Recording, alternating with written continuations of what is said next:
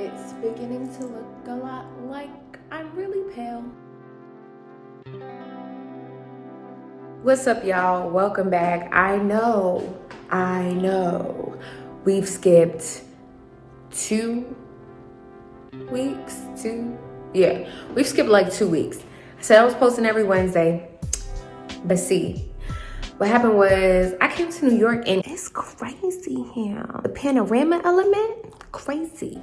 So yeah, had to focus on some other things. In any case, I'm actually popping in with a quick story that I just want to share. It wasn't what I initially planned to share, and this is not even the day that I planned to share my other videos that are already preloaded, but it was on my spirit, so I'm sharing it. So the story is about Meatloaf. Yes, Meatloaf. It's a story I read somewhere. I might get some details shady, so if I do, fill it in. If you know it, drop it in the comments.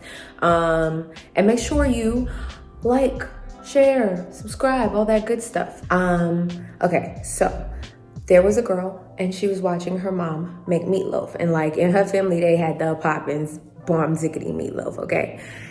So she's watching her mom make meatloaf and she notices that her mom cuts off the 2 edges of the meatloaf before she puts it in the oven. So the little girl asks her mom, why do you cut off the 2 edges of the meatloaf before you put it in? And the mom's like, I don't know. I've always seen my mom make it like that.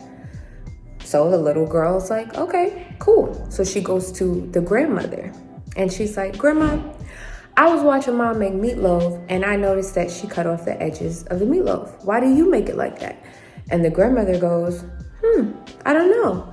I always made it like that because my mom always made it like that.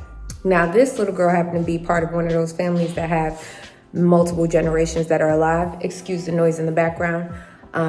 So the little girl goes to her great grandmother and asks her great granny, I need you to spill the tea. Why do you always cut off the sides of the meatloaf? And the great grandmother goes, oh, my oven was just too small. So now you have multiple generations of this family cutting off the edge of their meatloaf because that's what they saw and that's what was normal for their family. And they were missing out. And some people arguably say that's the best part of the meatloaf. But everybody was missing out because that's just the way it's been done. So I share that story to say, ask yourself some questions.